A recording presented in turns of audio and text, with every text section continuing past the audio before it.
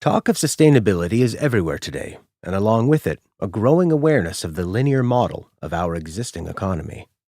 This linear economic model is captured in the popular description of the economy as a process of take, make, and dispose. We take natural resources from our environment, produce a product, and push it out to end users who then dispose of it.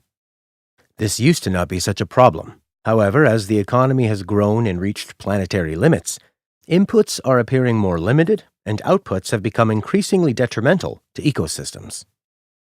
To give us some appreciation for just how inefficient this overall linear model is, the Rocky Mountain Institute estimated in the year 2000 that the flow of natural materials globally is 500 billion tons per year, but only 1% is put into durable products, and still there 6 months later. The other 99% is waste.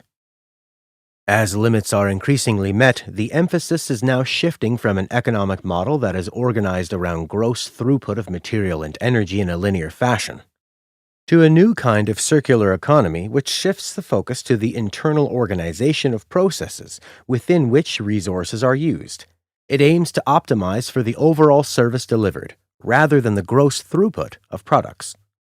The circular economy is all about identifying and closing loops so as to create self-sustaining systems where producers and consumers are closely coupled to enable constant feedback. For example, food production, consumption, and disposal might be organized to be part of the same closed cycle. To do this, industries are studied as industrial ecologies so as to identify where and how resources and energy flow through them, where they are lost, and where processes could be interconnected to reduce those losses. In a circular system, resource input and waste, emission, and energy leakage are minimized by slowing, closing, and narrowing energy and material loops. This can be achieved through long-lasting design, maintenance, repair, reuse, remanufacturing, refurbishing, or recycling. This is a regenerative approach where things are being constantly repurposed to serve new functions. The challenge of achieving a sustainable form of development is shifting the emphasis from discrete one-off products to looking increasingly at how they can evolve through their full life cycle.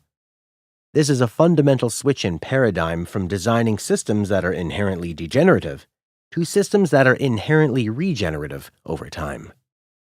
Developing a truly circular economy requires diversity and the interconnecting of different systems. Systems and processes that are all the same consume the same resources and produce the same outputs without the capacity to recycle them. It is only by connecting different systems in the right way that we can harness their diversity to create synergies between them. The circular economy shifts the locus from things to the synergies between them. Our existing linear economy is a product of analytical thinking, where we divide everything up and separate everything out so as to focus on specific activities and achieve economies of scale. We put housing all in the residential area, factories in the industrial zone, food production in farms, etc. In contrast, the circular economy is about integration so as to enable feedback loops and synergies. As Gunter Pauli notes, it is about using the resources available in cascading systems. The waste of one product becomes the input to create a new cash flow. Things in this circular model become multifunctional. Instead of a building just serving a housing function, it becomes also an energy producer and consumer, a food producer and consumer. It may function as entertainment and recreation. This multifunctionality works to not just close loops, but also create more resilient systems because they are more self-sufficient and less dependent. As the circular economy is not about any individual product or thing, it is rather about changing the organization of whole systems, it requires systems thinking. As the Ellen MacArthur Foundation notes, the circular economy isn't about one manufacturer changing one product. It is about all of the interconnected companies that form our infrastructure and economy coming together. It's about rethinking the operating system itself.